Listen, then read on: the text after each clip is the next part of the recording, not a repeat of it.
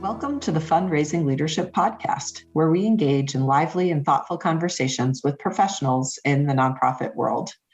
My name is Margaret Katz-Can, and I'm here today with my teammate, Michelle Malloy-Dillon. Hi, Margaret. It's great to be here with you. It's nice to be here with you. And our guest today is Jennie Arbogash, and I'm super excited to have Jennie on the show. I got to work with Jennie for many, many years at the Community Foundation, where she came in to help us grow and then eventually take to be its own independent nonprofit, Social Venture Partners of Boulder County. And she is a sort of a specialist in a lot of things, but the way that I got to know her through SVP was this consultant role that SVP plays in coming into nonprofits and helping them with a really specific project with both financial and all kinds of wisdom resources. So she works with lots and lots of nonprofit leaders. She's now a consultant on her own. And Jennie, welcome. We're super happy to have you. Thank you. It is exciting to be in a conversation with both of you, two women that I really respect and appreciate. So thank you. Thank you, Jennie. And I've been a cheerleader of yours for so many years as you were working through the Community Foundation, where I was doing some work for them too. And as you moved through the Social Venture Partnership, and now as you have your own consulting business. So yay, Jennie, it's great to be here with you. Yes, and it's fun that we all have that. Sorry, it's fun that we all have that connection through the Community Foundation. That's how Michelle and I met originally as well. So yeah. So Jennie, you wrote a blog this week about vulnerability in leadership. And I'd love if you would just be willing to share a little bit about why that topic felt important for you in this moment. Yes. Yeah. So I'm going to jump right into being vulnerable with you, because this is something I haven't talked about very much yet. My maternal grandmother passed away from COVID in late December. And I was intellectually ready for it, but emotionally it really hit me hard. It's been difficult. And I've spent a lot of time over the last month and a half thinking about what I would write about my grandma. And one day, honestly, I was in bed just thinking about the day, and I started thinking about grandma, and I started thinking about vulnerability and how she had played such a role in my relationship with vulnerability and how that played a role in work. And so the blog that I wrote really came out of that. It's this combination of a very personal piece of my history and my story that comes down, generationally from my grandma to my mom to me. And yet it also is very professional, because my relationship with vulnerability had a huge influence in how I acted as a leader in work for a long time. And then I started to adjust and change because of some things that happened with my grandma and some really good feedback I got from employees. And then when my relationship with vulnerability started to change, I started to see just this magnificent, beautiful change in my relationships and success at work. It was just wonderful. And so now I feel, super passionate about sharing that with other people. Yeah. Well, first of all, I'm so sorry to hear about your grandmother's passing. And there's so much about vulnerability that we do learn from how people in our life model it with us. People in our families, people in our work life, leaders in our life. There's so much information that we get sort of subliminally about whether it's okay to be vulnerable or not. So I love how you're bringing up the fact that when you were becoming more vulnerable, you began to notice an impact around you. Tell us a little bit more about that. Yes. I think vulnerability is such an important aspect of emotional intelligence. And I'll be really, transparent. There were a lot of ways in which I had high emotional intelligence, but vulnerability was not one of them. And so there was a point a number of years ago where one of my employees just gave me really honest feedback about things that she struggled with me as a leader and a manager. And she wasn't saying the word vulnerability. You know, she wasn't saying you're not being vulnerable at work, but she was saying things like, you know, you ask for input, which is wonderful, but you aren't good at letting the rest of us have the answers. You aren't good at sharing in certain ways. I can tell you're deeply caring, which is really kind about saying you care so much, but you're an island. Mm-hmm. You don't feel warm, you know? So she was really talking about vulnerability. And this was very much around the time that I had an experience with my grandma that also helped me to see that I had learned some not very good healthy habits about vulnerability.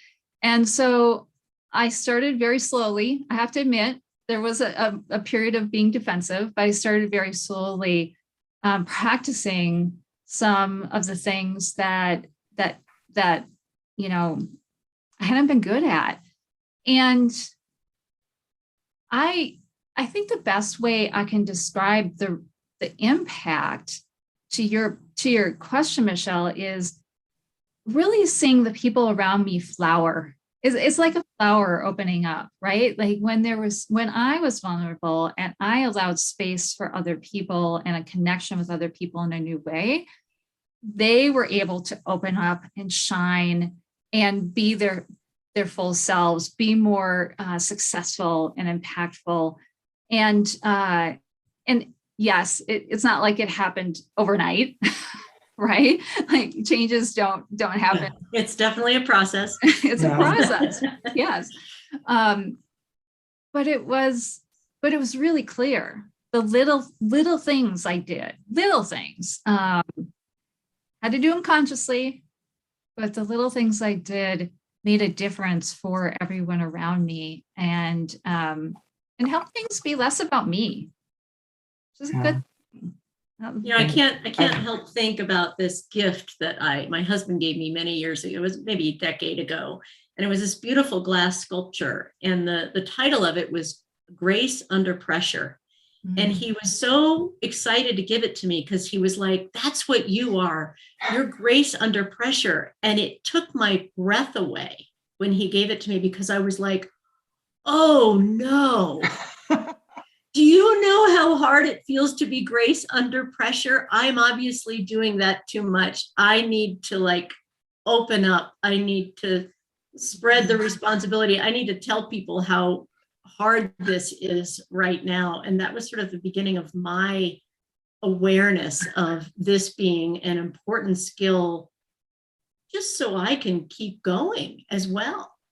Yeah, right. I love where you're going with that, Michelle. And I think for all of us, and I love, Jennie, that that you're really looking at this relationship with your grandmother and the ways that she modeled, right, not being vulnerable.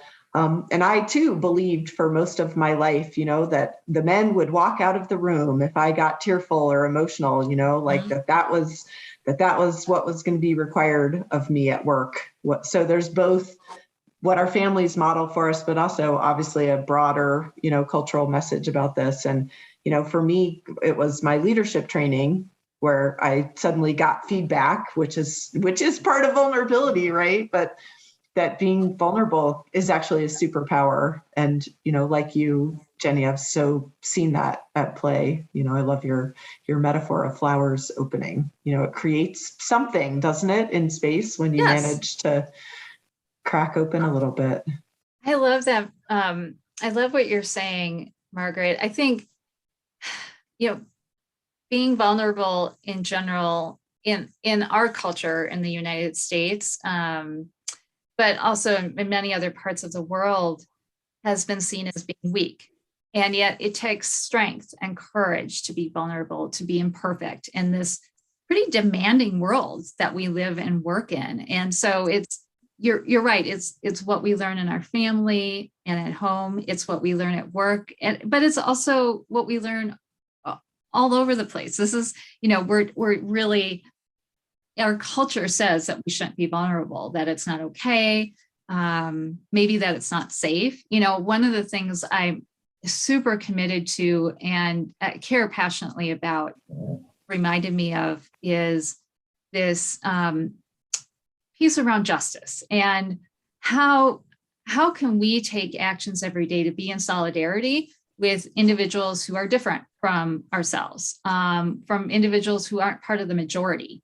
And I think practicing vulnerability is so critical if we care about justice, if we care about a world where everyone has a chance to be whole and to succeed.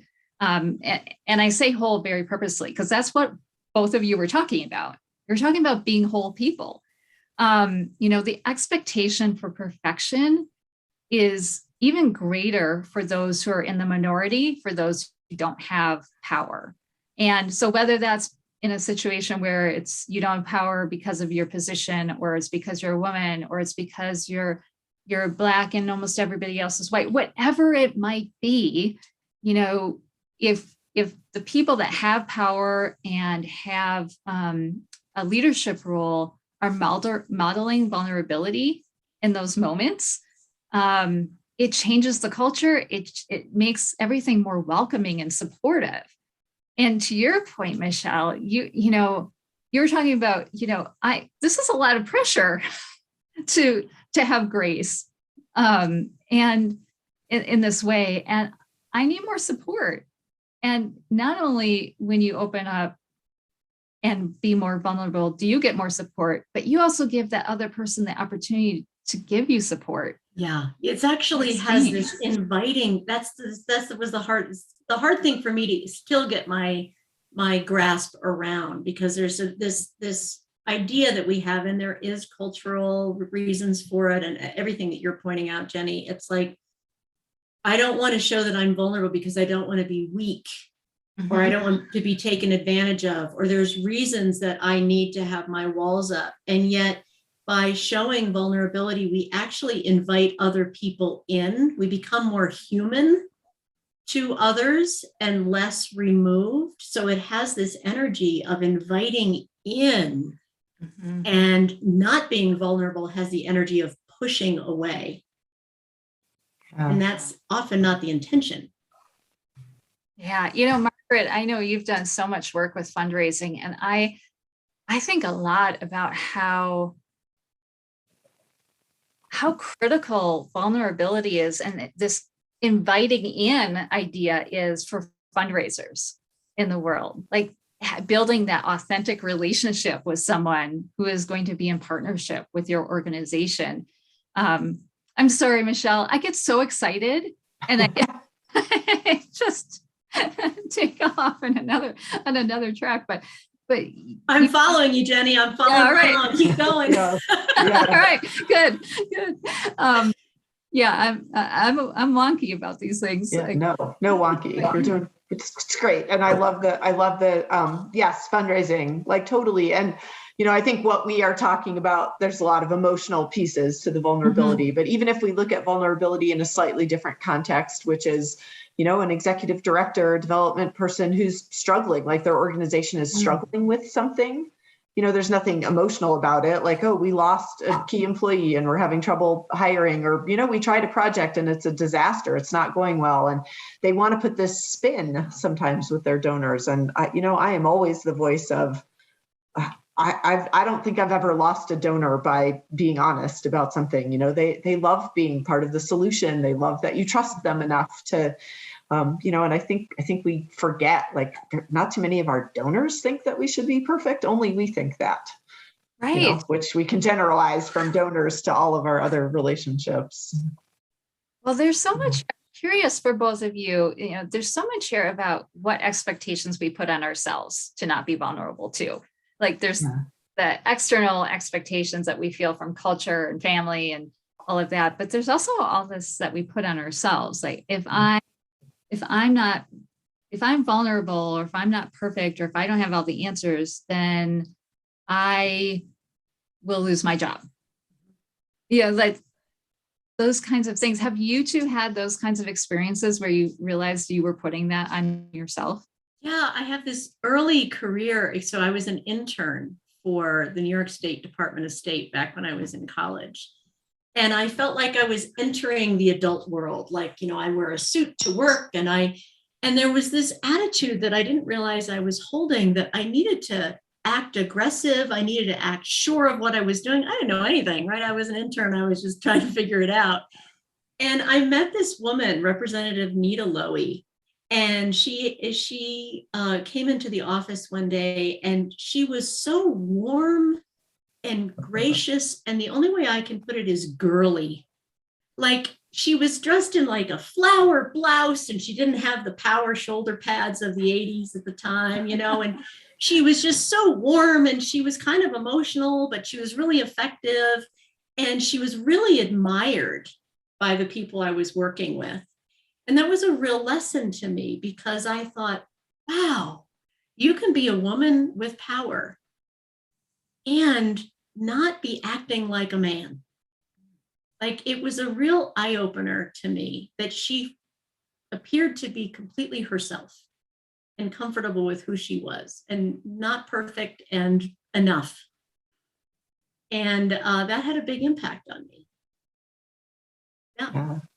I love that you were open to that impact, because I'm here to tell you, I spent a giant chunk of my professional career working for a powerful woman who teared up, when she told stories that were painful, or when she was moved by something. And I still really, that did not interfere with the strength of my narrative, that for me, right. Like, if I ever fractured, or and I say fractured and like a little tiny, like if I let my light shine out through a fracture in that armor, that I would be kicked right out of the boardroom. So it's been a long journey, for me to get to this place.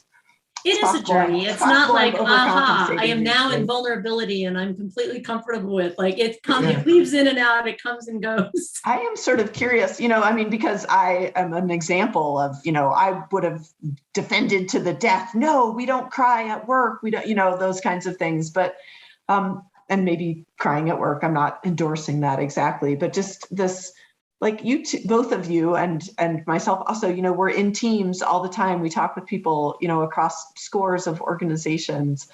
Like, have we talked to people where this has really gone badly? I mean, do we believe in this wholly out of nothing, or actually is there some constant reminder that no, vulnerability can be dangerous in a work setting or a professional setting?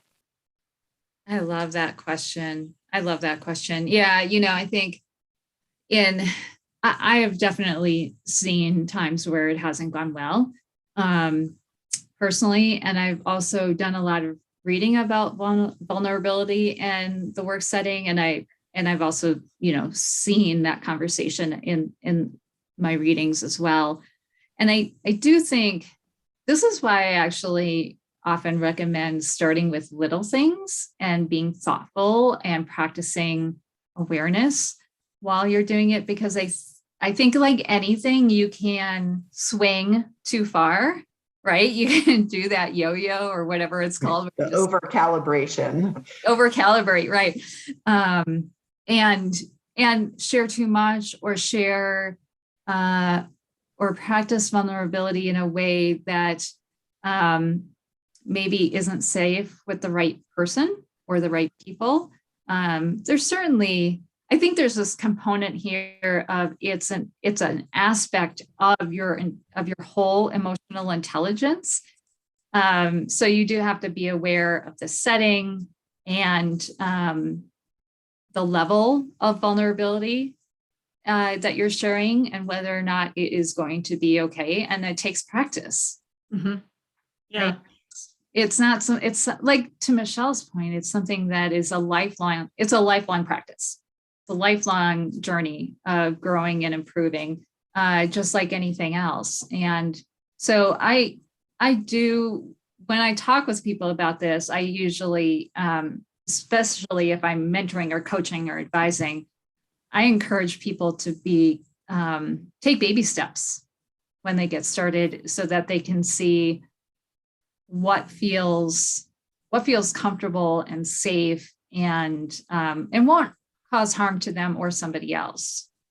Yeah, being conscious of the impact of vulnerability, and there's this fine line between being brave enough to be vulnerable and also checking in with the situation where you're in.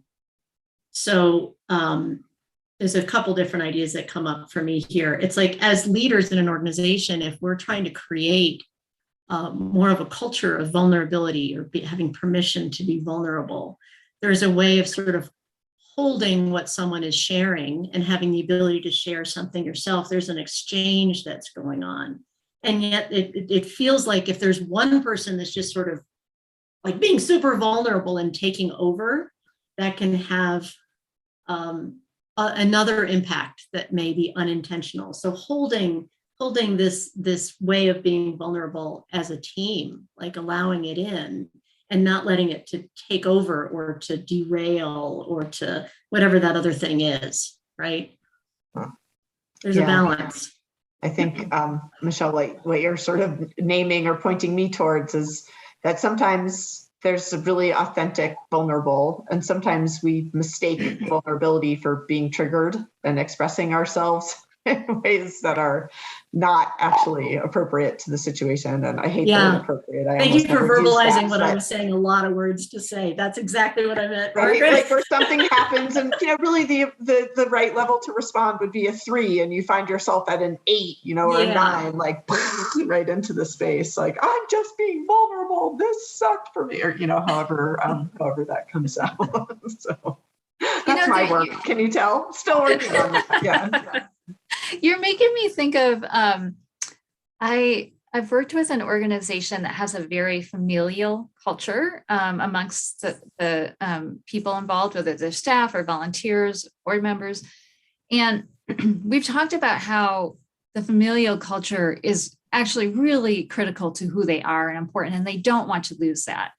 And having a familial culture has some potential negative aspects to it, or I shouldn't say negative, but can have some harmful at times aspects, where you might get into dynamics that are unhealthy in the way that a family might have.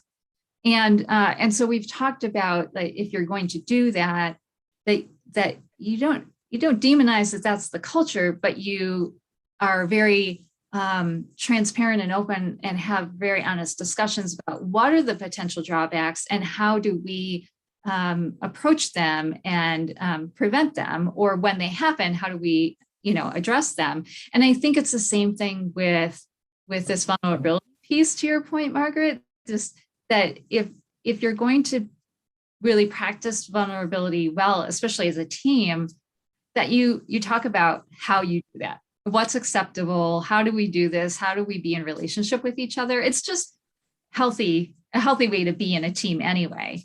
But I think that's really important, is that you're it's like you're creating a container for what do we want vulnerability to look like, in our team or in our organization, and let's have a discussion about that so we kind of understand what this might look like. Mm-hmm. Yeah, that's great. I feel actually like I want to circle back to your blog, Jennie, because this is another way around vulnerability, which is you were in grief over losing a very dear person to you, and yet you still have to tread through the world. And is there anything, I don't know, that you can say, because it's a different kind of vulnerability, right? When we're bringing something from our outside world in, and it's I don't know. I'm going to stop. That's my question. What did you learn from trying to navigate that? Yes. So I've actually worked, while it's been challenging in many ways, I've been fortunate to work within a lot of organizations and volunteer in a lot of organizations where there was a lot of trauma and death. And so to some degree, I've had a lot of practice with that, with that way you, like, how do you appropriately grieve and bring that whole self, your whole self, like into the work world when you're, also grieving intensely. And I think it's different for everyone. I don't think that there's one answer to how this can be, right? Like what's right for the two of you would be different than what's right for me. I'm a person who I need to try to be open and honest to some degree. So I need to, like, if I'm having a hard day and I go into a meeting, this just happened a couple of weeks ago, where I know I'm not 100% myself, I will just acknowledge that with the person I'm working with, which for me is usually a client that's paying me, and I'll just say, I lost somebody close to me. I'm not having my best day. Will you please give me some grace in this conversation if I'm not 100% on top of things? And 99% of the time, people are like, of course, I'd be happy to do that. And then we'll often end the conversation. It was fine. You were fine, Yeah. Because we have so much higher expectations for ourselves. So for me, I think my answer is that I do want to have a little bit of transparency in sharing. Now, in that work setting with a client, am I going to get deep into my grief with my grandmother's passing? No, I'm not gonna, so there is that balance of sharing, but not oversharing, for sure. So in the coaching world, Jennie, what you're talking about is something that we call it clearing. So it's like showing up to a meeting, and we do this sometimes in the fundraising leadership team meetings. It's like, what's here now? Well, my grandmother just passed away. I'm not showing up as my full self today. And someone else might say, my daughter just twisted her ankle and she's, crying in the next room and I'm a little distracted. And that's all. It's like, this is what's showing up to this space. It's acknowledging it, not necessarily going into it a lot or going into a lot of details, but acknowledging what's happening in everyone's world right now. And now we're going to move on and we're going to have our meeting together and we're going to do some work together. But knowing that that's happening, it's not stepping over it, it's not ignoring it, it's not trying to act like it doesn't exist. And there's an energy that's created in that we just kind of know what's going on with each other without going into lots of detail. And it's important. It builds intimacy over time. Mm-hmm. Yeah, that's such a good point, Michelle. And this feels like a good segue, Jennie, of your blog and all of your recent thinking about this topic. Is there something that you can challenge or suggest to our listeners that they can try? Oh, definitely. Thank you for that question, Margaret. I think, if, again, going back to the kind of starting small, if this is something that's new to you, especially, identifying one way that you haven't been vulnerable in your professional life. And perhaps it's one of the practices in the blog that our listeners can take a look at, or something that they learned from Brene Brown, who really has some great work on this conversation. But try that practice out. Try doing it multiple times over a few weeks and paying attention to how it affects you and your colleagues. And you can pay attention to that by just setting aside, put in your calendar 15 minutes a week to reflect and think about how you felt, if you noticed any changes for your teammates. Just starting small like that with one thing, and then you can build on that. Such a great starting point. Thank you so much, Jennie, for being our guest on the podcast today. And I wanted to talk about, we do have a free resource that we want to offer, and that is a tip sheet on how to design team agreements. And we think that's going to be a good one if you want to introduce a little bit more vulnerability in conversation for your team. Yeah, thank you, Jennie. It's been a delight having you. This podcast is brought to you by Fundraising Leadership. We provide unique coaching and training programs that powerfully transform how you work in order to get results.